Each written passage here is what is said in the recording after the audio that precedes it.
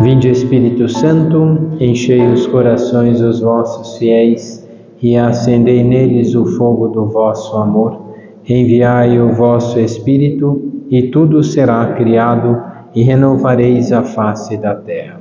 Oremos. Ó Deus, que instruíste os corações dos vossos fiéis com a luz do Espírito Santo, fazei que apreciemos retamente todas as coisas segundo o mesmo Espírito e gozemos sempre da sua consolação. Por Cristo, Senhor nosso. Amém. Muito bem, hoje continuamos naquela parte do credo. Creio na Santa Igreja Católica, parágrafos 748 em diante. Começa assim: sendo Cristo a luz dos povos, este sacrossanto concílio, congregado no Espírito Santo, deseja ardentemente anunciar o Evangelho a toda criatura, iluminar todos os homens com a claridade de Cristo que resplandece na face da Igreja.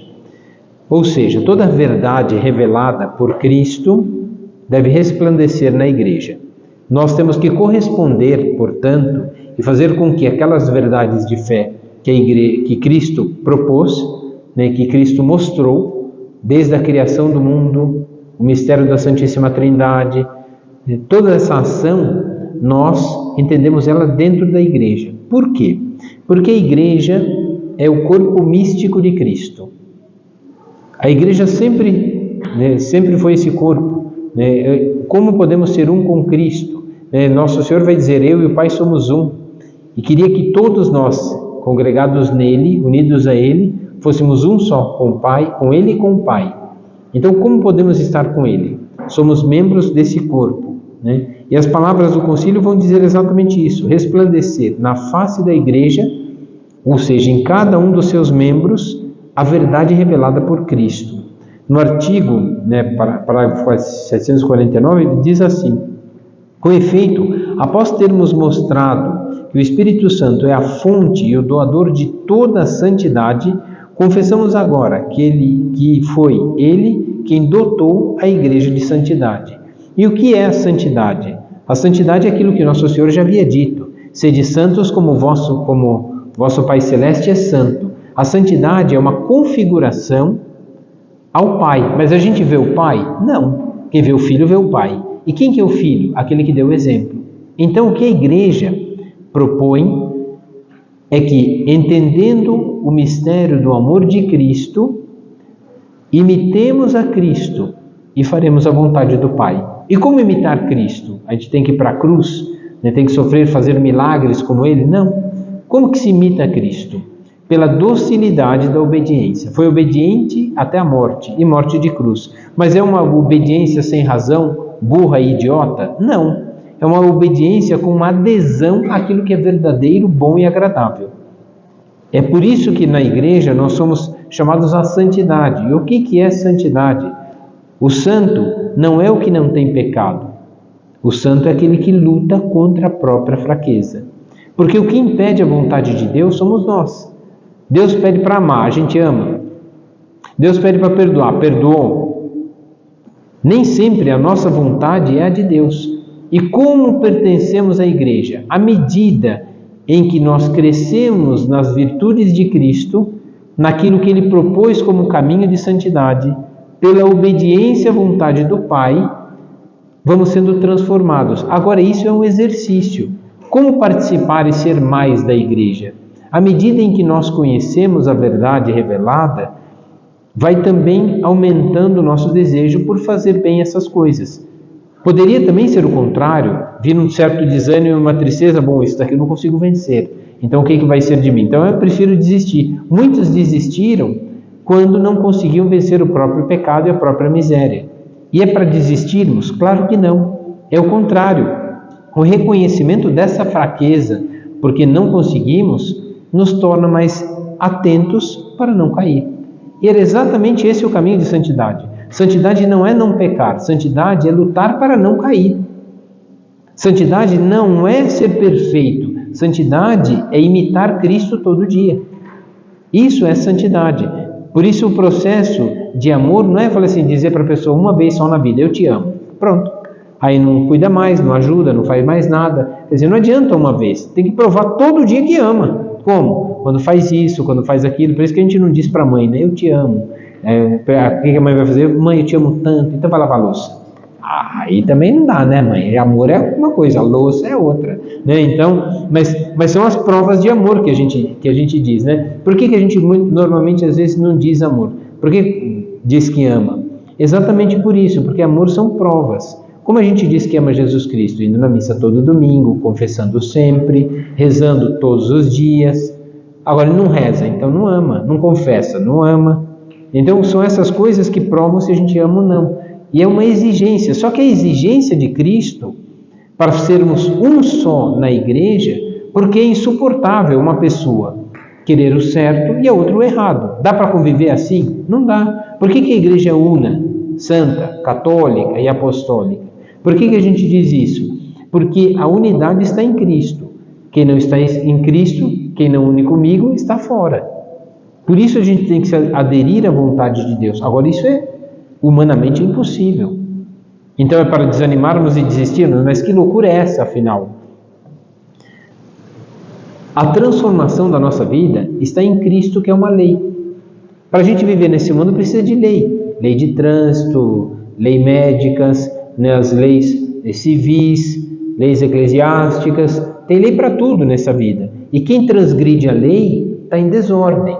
Quem transgride a lei civil, normalmente, ele vai ser punido. E o que é a punição?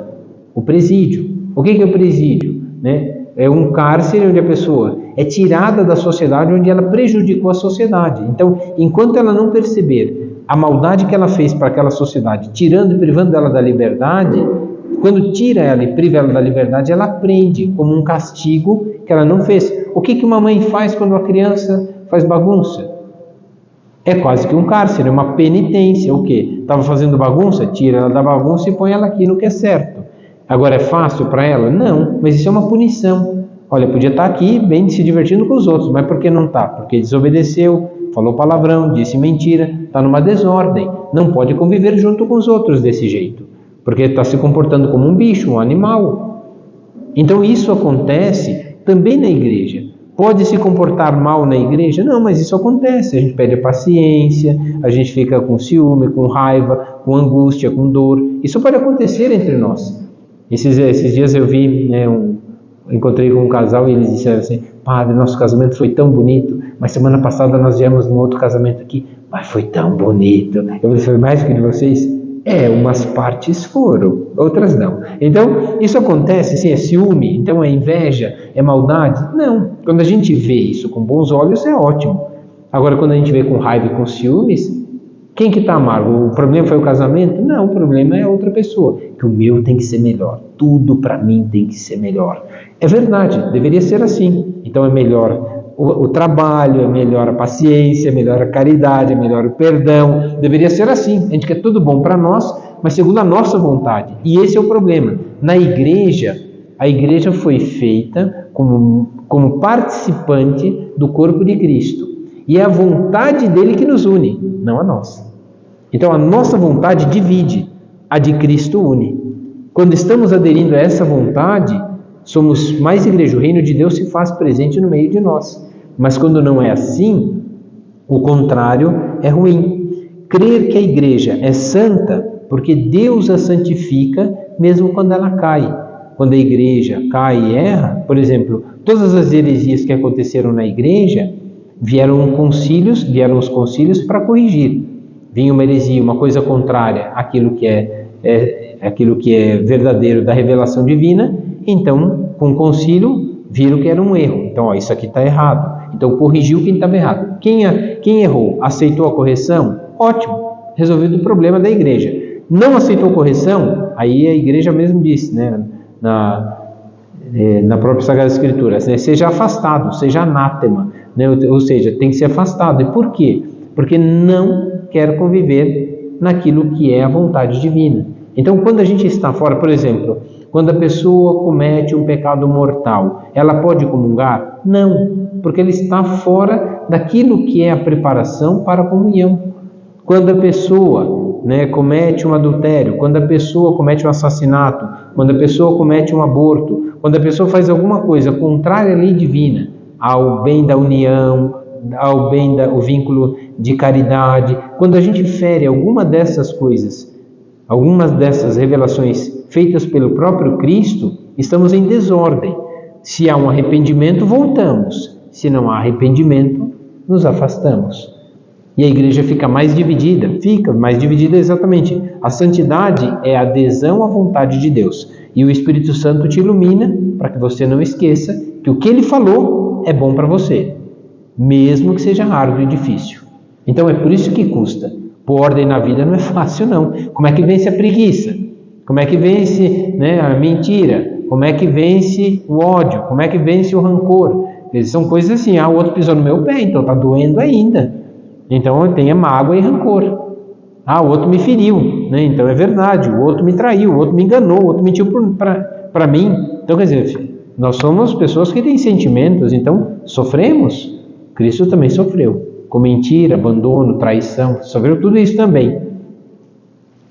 E é verdade que o nosso processo de santidade é não pagar o mal dessas pessoas com o mal, mas pagar o bem. Qual o bem? Quem que é a limite e a medida desse bem? Cristo. Então, a vontade de Cristo é a do Pai. E nós nessa emendamos a nossa vida, mesmo que a nossa seja o contrário. Que vontade de dormir até mais tarde. Mas vai trabalhar, vagabundo, levanta porque está na hora. Pronto. E fazemos a vontade de Deus porque essa é importante. Deus quer, vai ser bom para a família, bom para as pessoas que trabalham, bom para os clientes que vão ter um benefício disso tudo, e o salário meu não é muito bom, mas tudo bem, mas vamos assim por isso mesmo. Pronto. Teve outros bens, que não foi só o seu, mas teve outros bens. Por isso a gente faz. Então é vencer a si próprio. Santidade é vencer a tua vontade e por uma vontade maior e melhor do que a tua. Qual é a vontade maior e melhor do que a tua? A de Jesus, que é a do Pai. E que o Espírito Santo faz recordar essa. A igreja é católica, porque ela está no mundo inteiro. Ao aderirmos à vontade de Cristo, ela ultrapassa, né, os limites. Não ficou só em Jerusalém, não só ficou na Europa, não só ficou na América, mas é no mundo inteiro. É católica porque ela abrange toda a universalidade. E o que é a universalidade? Todas as pessoas que foram criadas por Deus, ou seja, todas as pessoas. Todas podem se converter, todas são chamadas a pertencer a Cristo. Todas foram criadas com a mesma lei. Agora, nem todo mundo obedece. Tem gente que é assassino e não vai mudar. Essa era a vontade de Deus? Não. Mas, infelizmente, a pessoa está presa a isso. A pessoa é psicopata, talvez tenha menos culpa daquilo que faz, mas agiu mal e prejudicou a sociedade? Sim, vai ser encarcerada, presa, porque não pode viver em sociedade. Ela é um prejuízo e um risco para a sociedade. Então, agora, se ela muda, mudou tudo. Então, quando a igreja é una, porque não tem duas igrejas, é só uma. E essa igreja una se dá em Cristo, porque Cristo é a cabeça. Tudo que não está ligado a Cristo não pertence a Ele. E como que a gente sabe que não pertence a Ele? Cristo deixou como instrumento da nossa santificação os sacramentos. A igreja protestante acredita em Cristo, mas não tem sacramentos. Os espíritas dizem que acreditam em Cristo, mas na verdade eles acreditam em Allan Kardec. Eles dizem que acreditam em Cristo para ficar bem com a sociedade, que a maioria é cristã. Mas no final das contas eles não acreditam nisso porque eles acham que Deus é tão ruim que vai fazer eles voltar depois no cachorro. E o pior é que a besteira maior ainda que eu acho é isso. Você não vai ser você, sua mãe e seu pai que te amaram tanto sacrifício não vão ser mais seus pais, você vai ser de outros. E esses outros a gente não sabe quem vai ser. Você não vai ser pai daqueles que você amou, então não serviu para nada. Meu Deus do céu, mas que loucura é essa?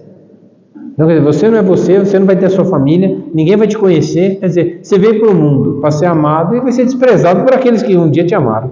Ué, mas que raio de doutrina é essa? É, tudo errado. Então, sem contar outras coisas, né? Umbanda tem milhões de deuses, né? Milhões não tem, muitos deuses. Acredita Deus disso, Deus daquilo, Deus daquele outro. E no final das contas eles fazem coisas contra os outros, quer dizer, pagando mal com mal, ou seja, pior ainda, se o outro só olhou feio para minha cara, eu vou fazer um mal para ele ficar bem ruim. Pronto, isso aí não pode ser de Deus.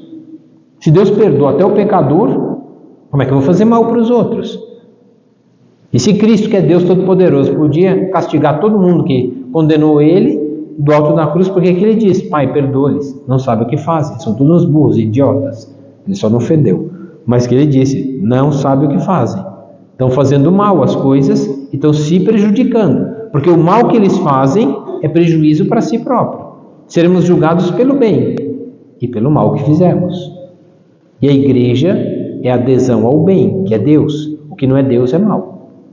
Por isso, aderir a Deus. E a igreja é apostólica, ou seja, ela é passada de Cristo aos apóstolos, dos apóstolos a todo o povo.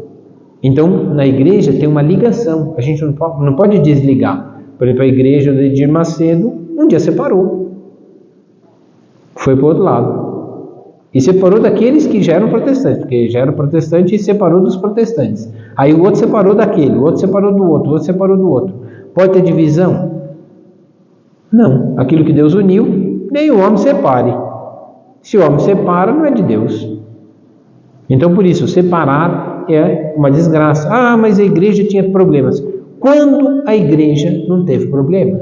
Porque é o corpo de Cristo, não é o Cristo. É o corpo dele. Quando a igreja não teve problema, olha, Jesus Cristo estava vivo, ele que chamou os apóstolos, não estava louco, ele que chamou como instrumentos da graça divina. Chamou aqueles homens para aprender. Eles aprenderam? Não. Brigaram para São João e São Tiago, irmãos. A mãe deles queria que eles ficassem sentados à direita e à esquerda de Jesus. Os outros apóstolos ficaram com ciúme. Jesus explicou o caminho, São Tomé não acreditou. Qual é o caminho? Filipe não sabia para onde vai. Então, quer dizer, qual é o caminho de Deus? Ele ensinou, mas não entenderam. Isso acontece também conosco. A igreja apostólica, por quê? Porque Cristo contou com aqueles homens que eram falhos e limitados. Mas quando eles obedeceram à vontade de Deus, transmitiram, iluminaram o mundo com a claridade, fizeram resplandecer a face de Cristo na igreja. E a face de Cristo que está na igreja.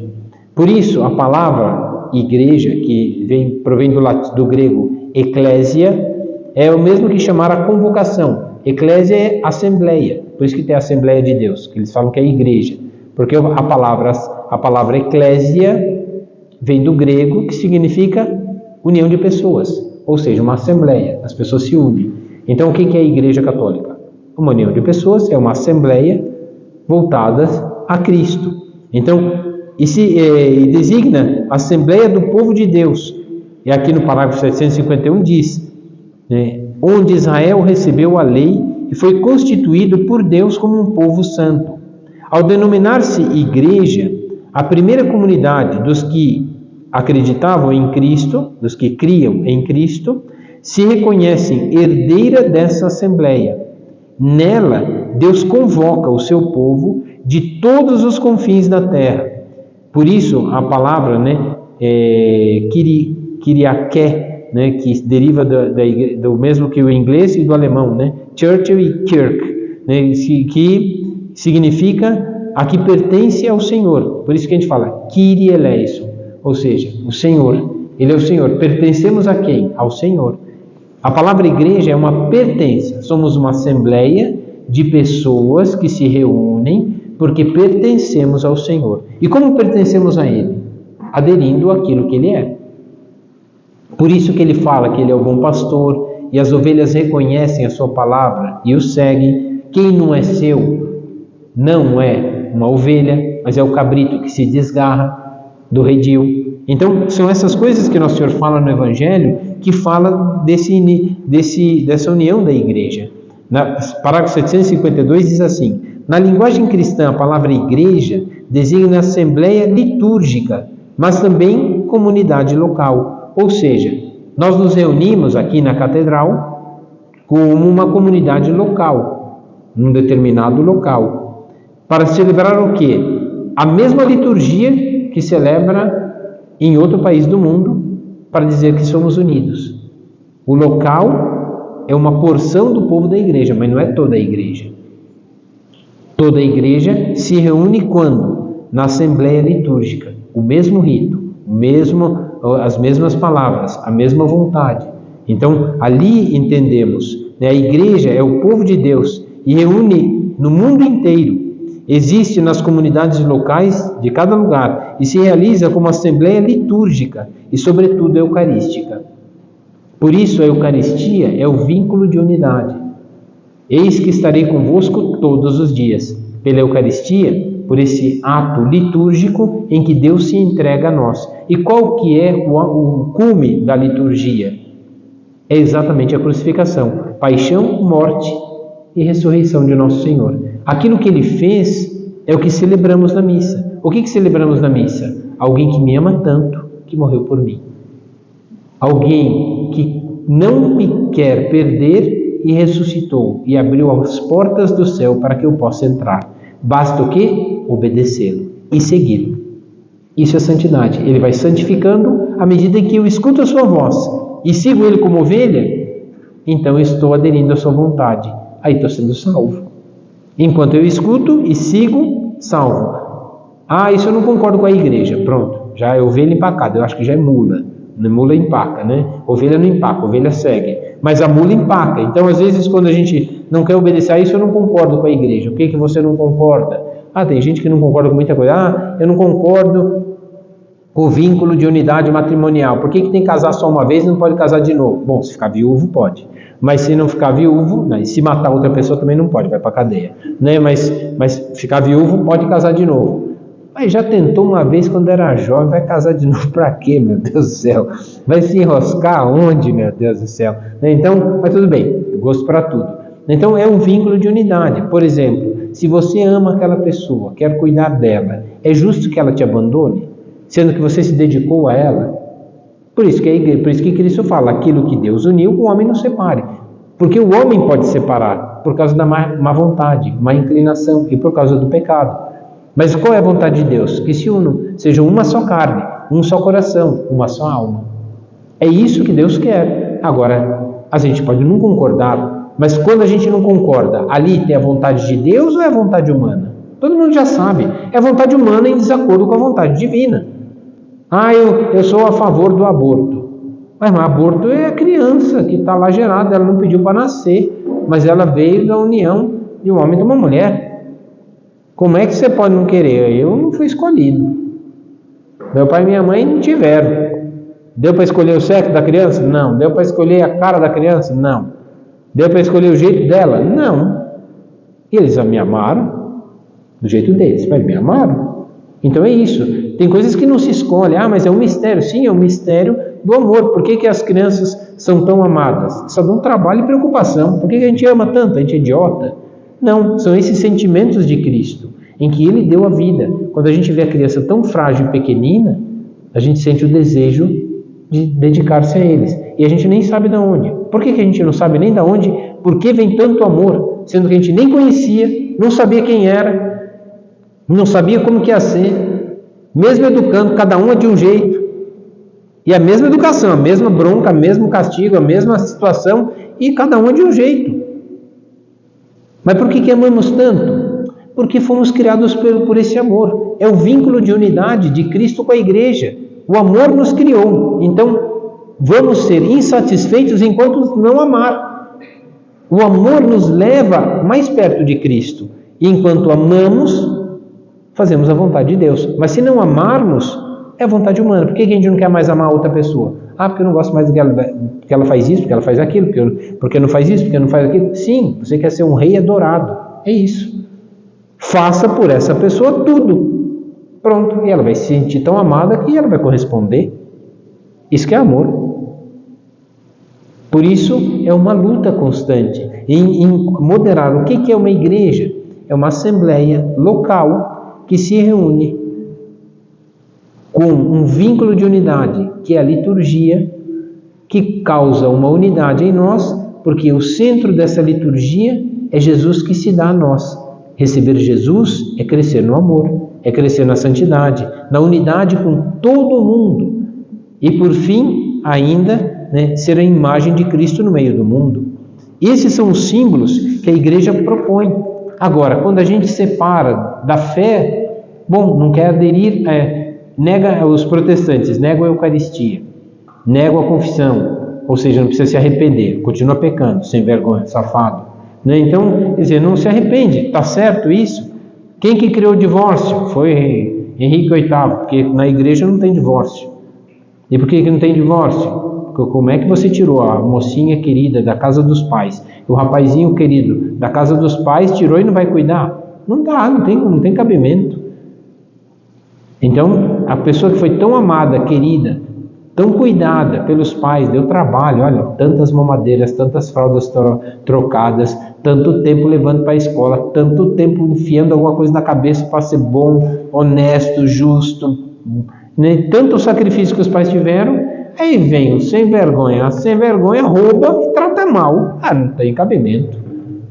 Tem que tratar bem e cuidar bem um do outro. Isso que é o matrimônio. Vocês queriam ter padre ruim? Não, padre ruim não pode. Padre ruim é porque não está obedecendo. Marido ruim não está obedecendo. E esposa ruim não está obedecendo. Filho ruim, alguém quer ter? Não está obedecendo. Onde tem vontade humana, há divisão. Mas quando há vontade divina em aderir, mesmo que custe, às vezes o que temos que obedecer tem peso de cruz, custa muito. Mas é isso que nos torna mais unidos a Cristo. E é isso que celebramos na missa. A cruz dele deu a prova do seu amor por nós. E a nossa cruz é a prova do nosso amor por ele. Por isso somos mais da igreja quando nos unimos mais a Cristo. E entendemos que por trás desse mistério celebrado liturgicamente, ali há um vínculo de unidade. Qual é a unidade? O seu amor. E o seu amor, o amor divino, esse amor divino é o que viemos buscar. Para pôr mais amor naquilo em que muitas vezes nos falta paciência, nos falta caridade, nos falta perdão. É para isso que viemos. Esses são os símbolos da igreja. Na Sagrada Escritura, parágrafo 753, encontramos uma multidão de imagens e figuras interligadas daquilo. Povo de Deus, Cristo é a cabeça do seu povo, o povo é o corpo místico de Cristo. Todas essas coisas que encontramos no Antigo Testamento e no Novo Testamento dizem respeito a essa união. Foi para isso que Deus veio. A igreja é a lavoura de Cristo, somos como ramos enxertados na videira para termos vida. Quantas coisas, ovelhas do seu redil, terra boa, quando ouvimos a palavra de Deus, dá bons frutos quando ela cai em terra boa, quando cai em terra pedregosa, espinhosa, sem umidade, aí não dá frutos, nos falta alguma coisa. O que nos falta? Não é a umidade da terra, não é o espinho, tem que tirar os espinhos. Quais são os espinhos? Os palavrões, as mentiras, as ofensas, as brigas. Esses são os espinhos que não dá bom fruto uma terra assim, onde tem briga, onde tem desunião. Então é preciso a construção da igreja. Parágrafo 756. Com frequência a igreja é também chamada de construção de Deus. O próprio Senhor comparou-se à pedra que os construtores rejeitaram e se tornou a pedra angular. Se nós rejeitarmos Jesus Cristo, ele continua sendo a pedra angular. Quem sai perdendo e quem não está nesse edifício somos nós. Por isso, não apoiar-se em Cristo é uma casa construída sobre a areia. Se não tiver amor de Cristo, não adianta, o amor humano acaba. Amor humano acaba.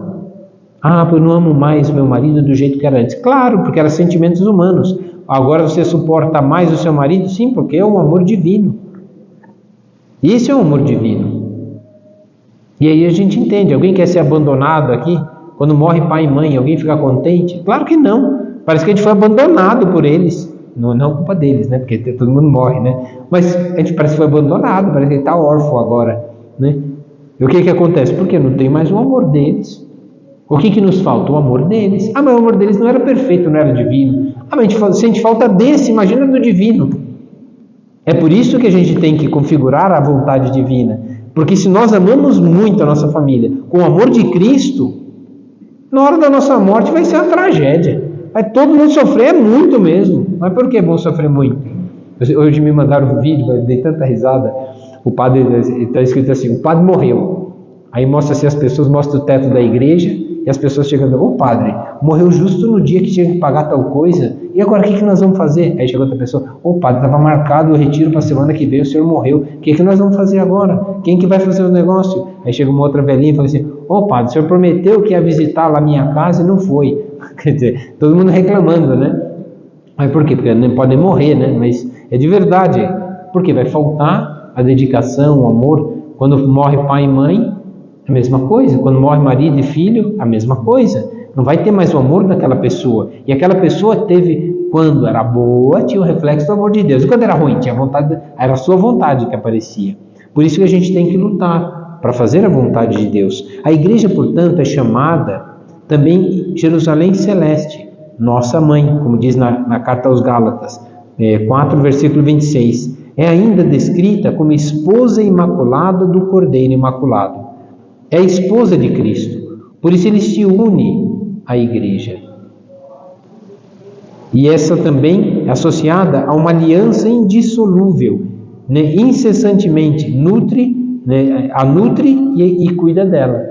Então, é de verdade essa aliança de amor. Fez uma aliança com Abraão, fez uma aliança com Noé, fez uma aliança com todo o povo de Deus. E que aliança é essa? É a pertença. Por isso que quando casa põe uma aliança, porque pertence ao outro. Eu te recebo como minha esposa, eu te recebo como meu marido, você é meu, você é minha. Pronto, é assim que se faz.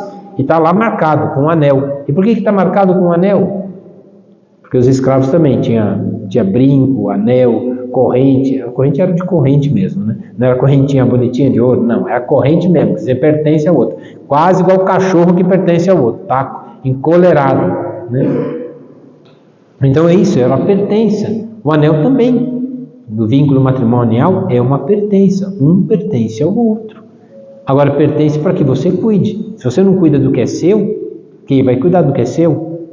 Uma vez eu ouvi uma história assim, eu fiquei abismado. Eu já contei aqui, alguns já sabem, mas conto aqui, né, para os que não ouviram, né? Chegou uma vez um dono de um comércio, acho que era uma empresa maior um pouquinho, chegou para mim e falou assim, padre, hoje eu estou meio mal, porque eu demiti meu melhor funcionário, o gerente da minha loja. Eu falei assim, mas o que ele estava te roubando, né? Pensei um monte de coisa, né? Não falei, só falei, Ele disse, mas por quê, né? Daí perguntei por quê. Não, porque ele se separou da esposa. Pensei comigo, mas que idiota. O que tem a ver a vida pessoal dele com a vida do trabalho? Mas ele não era bom funcionário? Não, era ótimo, era o melhor funcionário, é o que eu mais confiava, né? Mas porque ele não confia mais agora porque ele se separou da esposa? Aí ele me deu uma resposta que eu fiquei sem graça. Eu tive que concordar com ele, né? Ele disse, padre, se ele não cuida do que é dele, que ele prometeu para Deus, eu vou confiar nele como? Ele não cuida, como é que ele vai cuidar do que é meu? E é verdade.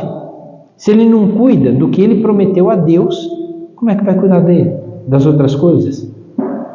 Aí ele falou assim, mas então você perdeu um funcionário? Não, eu falei para ele, se ele voltar para a esposa e para os filhos, eu dou emprego para ele de novo. Detalhe, ele voltou para o emprego de novo.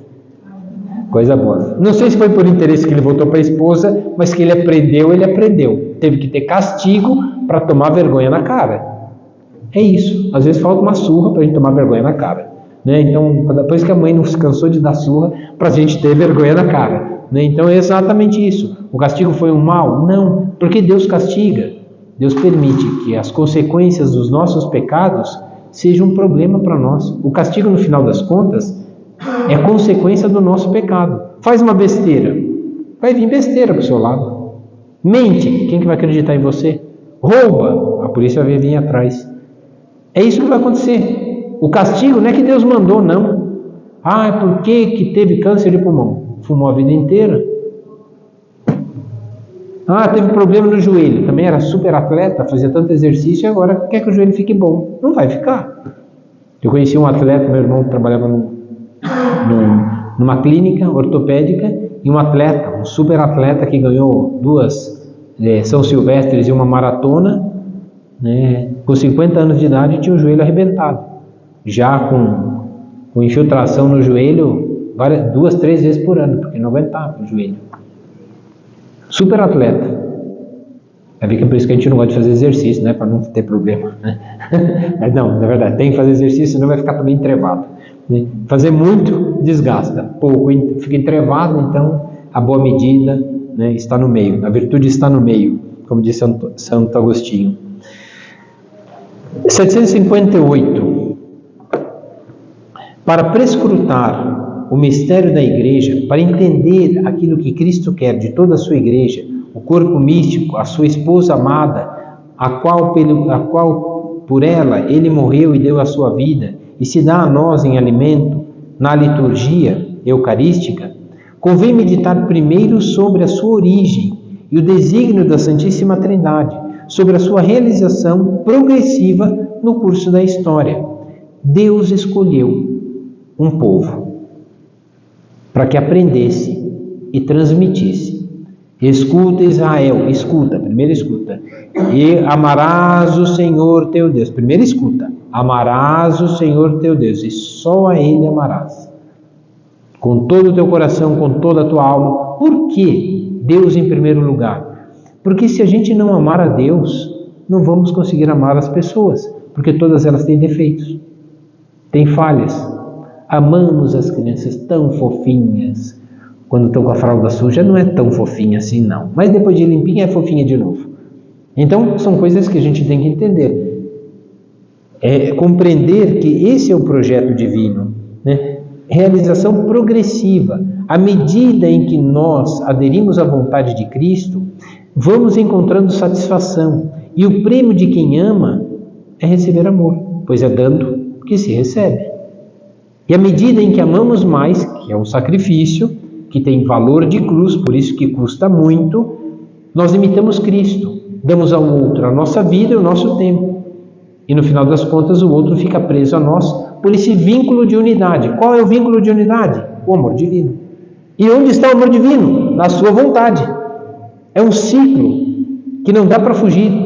Desobedece Deus, não ama, não se sacrifica, não tem céu, não santifica, não une, está perdendo tudo. Então, tudo unido a Cristo. E é isso que Nosso Senhor quer ver em nós. Vai ter alguma coisa tocando lá. Alguém encostou nos carros. Pode ir lá. Parágrafo 760. O mundo foi criado em vista da Igreja, diz o Catecismo. Diziam os cristãos dos primeiros tempos. Por que o mundo foi criado em vista da Igreja? Deus criou o mundo por quê? Para que os homens estivessem unidos a Ele. E o que é a Igreja? O corpo místico de Cristo. Quem que é Cristo? A vontade do Pai no meio dos homens. Qual é a vontade do Pai? Que os homens se salvem. Pronto. Está tudo unido aqui. É uma coisa só. Por isso, o mundo foi criado em vista da Igreja. Diziam os primeiros cristãos, né? Deus criou o mundo em vista da comunhão com a sua vida divina. Comunhão esta que se realiza pela convocação dos homens em Cristo. E essa convocação é a Igreja. Por isso nos chama. O chamado a pertencer à Igreja é o vínculo de unidade. Na vontade do Pai, imitando a Cristo, nisso tem a salvação. Esse é o projeto divino. Logo nas letras pequenas, para baixo do parágrafo 760, tem uma frase que é de São Clemente de Alexandria. Ele dizia assim: assim como a vontade de Deus é um ato e se chama mundo, assim também a sua intenção é a salvação dos homens e se chama Igreja. A vontade de Deus criou o mundo e a intenção de Deus em criar era a salvação dos homens. E a salvação dos homens não se chama mundo, se chama Igreja. É nisso que entendemos Igreja una, santa, porque imita Cristo, católica e apostólica, porque vem de uma continuidade. Aquilo que os apóstolos viram e tocaram e transmitiram é o que a gente tem que transmitir para os outros. Não outra coisa, não outra ideia, não outra vontade, porque a vontade humana separa e divide. É por isso que somos chamados a essa perfeição. A Igreja, portanto, é preparada desde o Antigo Testamento. E essa preparação vem longínqua. Deus foi preparando. Começa com a vocação de Abraão. Ele elegeu um povo, escolheu um povo para segui-lo. Esta aliança que fez com Abraão é uma aliança do esposo com a sua esposa, porque essa era a aliança que se fazia. E essa aliança foi rompida pela desobediência e pela desordem. Mas Cristo instituiu essa unidade enviando o seu Filho, Cristo. Deus volta a ser fiel a essa aliança quando manda Cristo como modelo para a igreja e que morre por ela. Aí sim entendemos esse mistério. A igreja, portanto, é instituída, exatamente como motivo de uma missão, ou seja, inaugurar no mundo e no nosso coração o reino dos céus. E começa a viver uma vida divina quando aderimos à vontade divina. Se a vontade criou o mundo, a intenção criou a igreja. Essa intenção de Deus em fazer... Deus criou o mundo, mas os homens, pela desordem e desobediência, se dividiram. Lembra da Babilônia? Os homens se dividiram, não se entendiam mais. Por que não se entendiam? Cada um falava uma língua. Qual é a língua? O egoísmo, a vaidade, o orgulho. São essas misérias que não têm a mesma língua. Qual é o vínculo de unidade? Amor. Dar a vida pelo outro. Então, esse vínculo, e Cristo inaugurou o reino dos céus na terra. A igreja é o reino de Cristo e misteriosamente está presente em cada um dos nossos corações. Por isso, acolher a palavra de Jesus é acolher o próprio reino de Deus. O reino de Deus já está no meio de nós, pela sua palavra, pela sua vontade. E essa vontade criou o mundo. E qual a intenção de criar o mundo? A intenção é que todos fôssemos unidos, e a intenção foi a igreja, o corpo místico do seu Filho. Por isso ele deu o seu Filho ao mundo, para que todos sejamos um em Cristo. E a instituição da Eucaristia é esse vínculo de unidade. Como se dá o vínculo de unidade? Pela liturgia. Celebramos a morte, a paixão, morte e ressurreição de Cristo na missa. Toda missa é celebrar o vínculo de unidade. O que nos une ao mundo inteiro? Paixão, morte e ressurreição. Celebramos na missa a mesma coisa. Por que o rito da missa é o mesmo? Porque assim celebramos. Qual que é o rito do matrimônio? O beijo, o abraço, o carinho, o afeto, o desejo, o prazer. Tira um desses. Cortou o rito. Não tem mais beijinho. Se não tem beijinho, não tem abraço também não. Se não tem abraço também não tem mais afeto. Se não tem afeto, não tem mais desejo. Se não tem desejo, não tem... Pronto, tira um e começa a cortar tudo. Não, a gente está mais velho, não precisa dar um beijinho. Só, se não tem beijinho, não tem vínculo de unidade, não tem tudo. Vai cortando tudo. Tudo faz parte do rito. Qual que é o rito do amor? Qual que é o rito da liturgia? Qual que é o rito do trabalho? Todo dia você entra, bate cartão, todo dia você entra, faz a mesma coisa, cumpre o seu dever e termina no horário. Tem um rito. Não faz isso para ver se o patrão não pega no seu pé. Tudo tem um rito. E Deus quis que fosse num rito divino, em que celebramos a vinda de Cristo e Ele se dá a nós. Agora, nós aderimos a essa vontade quando cumprimos durante a semana inteira e domingo celebramos. Olha, essa semana foi muito boa.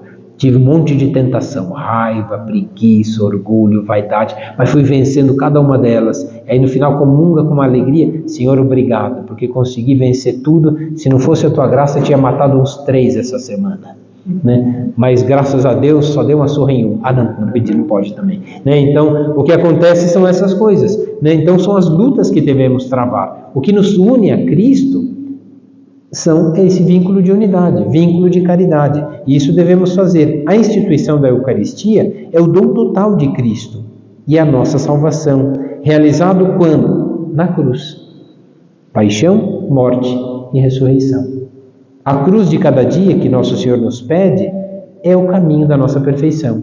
Não olhar como um sacrifício, uma desgraça, mas olhar como um bem. E aqui entendemos que aquilo que Nosso Senhor nos chamou, como uma preparação, preparou um povo disposto a ouvir a sua palavra. Agora que já ouviram, Ele nos convoca.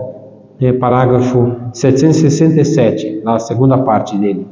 Então ele vai dizer: por ser convocação de todos os homens para a salvação, a igreja é, pela sua própria natureza, missionária, enviada por Cristo a todas as nações, para fazer deles discípulos.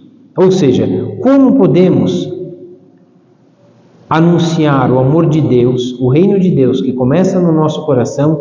Como podemos? Somos convocados a anunciar o reino de Deus ao mundo, com palavras de Santo Antônio: cessem as palavras e falem as obras. Pelas boas obras resplandecemos a face de Cristo no mundo, que foi o primeiro parágrafo dessa parte.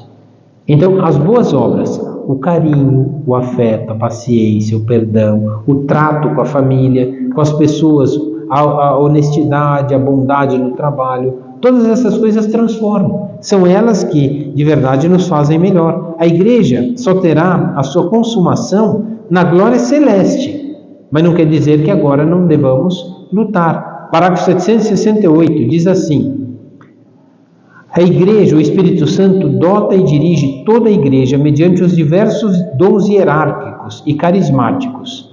Por isso, a igreja é enriquecida com os dons do seu fundador, Cristo, Deus, e observando fielmente seus preceitos de caridade, humildade, abnegação, recebeu a missão de anunciar o reino de Cristo e de Deus e estabelecê-los em todos os povos, em primeiro lugar no próprio coração.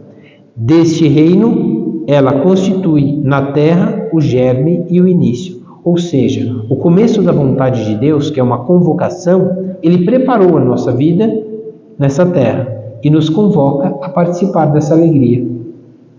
A paz de Deus vos dou. O Senhor esteja convosco. São essas coisas que devemos buscar. A igreja só terá consumação na glória celeste, mas começa aqui pelas boas obras. E quando agimos bem, transmitimos Cristo. A igreja está na história, porque o seu corpo místico vive na vida presente e temporal, mas, ao mesmo tempo, a transcende. É unicamente com os olhos da fé que se pode enxergar na sua realidade visível e, ao mesmo tempo, uma realidade espiritual portadora de uma vida divina. É somente com os olhos da fé que suportamos a cruz, as injúrias, as maldades, porque sabemos que essa vida tem um fim. E se amarmos aqui na terra, o fim de quem ama é amor. O fim de quem não ama não é amor. E o amor é o vínculo de unidade entre nós. É o que de verdade une um casal, une uma família, une uma sociedade, uma comunidade, um país. É esse vínculo de perfeição que transforma tudo. Portanto, só podemos com os olhos da fé enxergar, porque Cristo revela o que nós somos. Não somos qualquer um, somos filhos de Deus, amados e libertos pelo próprio Deus da nossa escravidão, que é o pecado. Portanto, o mediador único, que é Cristo, constituiu e incessantemente sustenta aqui na terra a sua santa igreja, comunidade de fé, esperança e caridade, como organismo visível, por isso que se chama igreja, pelo qual difunde a verdade e a graça a todos. A igreja é ao mesmo tempo sociedade provida de órgãos hierárquicos, papa, bispos, padres, diáconos, casais, todos um corpo místico de Cristo. É uma assembleia visível e uma comunidade espiritual. E a igreja terrestre, e a igreja é enriquecida pelos bens celestes. Ela é uma igreja terrestre, vive aqui na terra. São Bernardo de Claraval, no segundo parágrafo, nas letras pequenininhas, tem uma frase dele que é linda. Ele diz assim, tá aí, dá para acompanhar junto. Ó humildade, que é a vida humana. Ó sublimidade, tabernáculo de Cedar e santuário de Deus, morada terrestre e palácio celeste, casa de barro e sala régia, corpo de morte e templo de luz, finalmente desprezo para os soberbos e esposa de Cristo.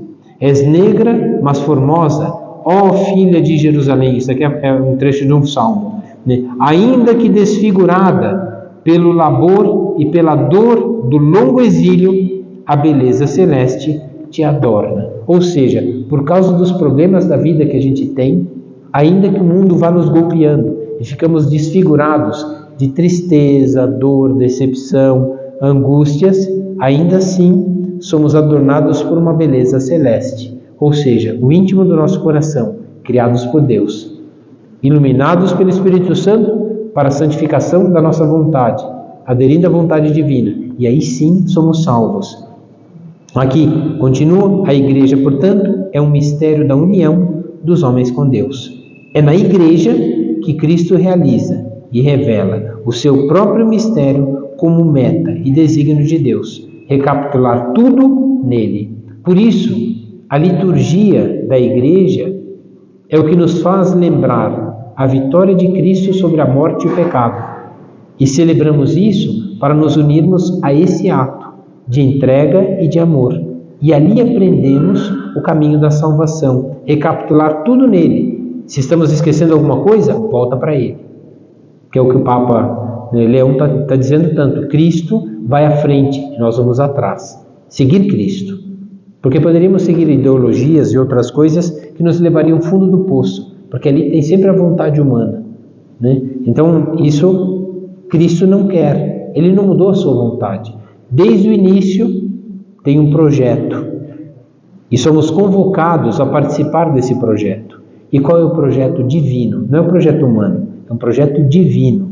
E esse projeto divino está na obediência a essa vontade, maior e melhor do que a nossa. Se fizermos a nossa, privamos os outros de um bem. Mas se fizermos a de Deus, damos aos outros mais do que poderíamos. Damos aos outros Deus. Até a musiquinha, né? Queremos Deus, homens ingratos, né? Então é exatamente isso. As pessoas querem Deus. E é isso que devemos dar aos outros. Um pouquinho mais de Deus, que é essa nossa união pela comunhão. Por isso a Eucaristia é o vínculo de unidade, porque Ele é o Cristo. Ali é a cabeça da igreja. E o que celebramos é a vitória de Cristo sobre o pecado e a morte. E é por isso que nós voltamos para a missa. Por quê? Para lembrar que o pecado e a morte rondam como um leão a rugir, né, em volta dos homens, né, para fazê-los perder, como diz o Salmo. É isso. De verdade, temos que fugir do inimigo. E quem que é o inimigo? O demônio. Nós sabemos muito bem. Fugir desse demônio. Por isso a palavra mistério foi traduzida para o latim por dois termos. Mysterium e sacramento. O que é o sacramento? O sacramento é um mistério de amor. Por isso, os 7 sacramentos que nós recebemos na igreja, dentro da liturgia, é a ação de Deus na nossa alma. O Espírito Santo infunde em nós um mistério. E temos que descobrir esse mistério. E onde está o mistério? É o amor. É o próprio Deus. Então, nisso está o mistério da nossa vida. Quando amamos, o mistério revelado. Transfiguramos Cristo à imagem da vontade do Pai no meio dos homens. Mas se nós não fizermos isso, privamos o mundo da imagem de Deus. E ali não tem mistério nenhum. Ali é a grossura, a falta de educação, a preguiça, o orgulho, a vaidade. Isso aqui não é mistério para ninguém. Já sabemos quem são as criaturas. Até nossa mãe sabe o que a gente é capaz. Mas quando a gente faz o contrário, nossa, que milagre, você venceu a sua preguiça, venceu a grossura, não está falando mentira, meu Deus do céu. É um mistério de amor. Porque ali venceu Cristo. Venceu o leão da tribo de Judá. É isso que devemos entender na nossa vida. Vencer essas misérias, porque ali se recapitula toda a vontade de Deus, a salvação da humanidade. Sacramento universal de salvação, pois é a Eucaristia e são os 7 sacramentos. Os 7 sacramentos são os sinais e os instrumentos pelos quais o Espírito Santo difunde a graça de Cristo, que é a cabeça, na igreja e no seu corpo. A igreja contém, portanto, e comunica a graça invisível que ela significa.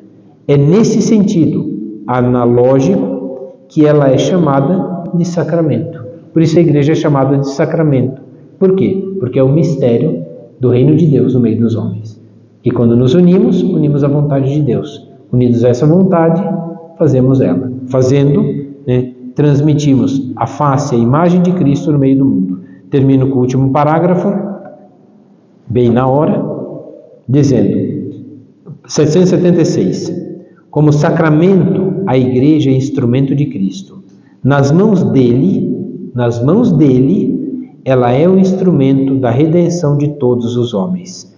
O sacramento universal da salvação, pelo qual Cristo manifesta, atualiza o amor de Deus pelos homens, ela é o projeto visível do amor de Deus pela humanidade, que quer que o gênero humano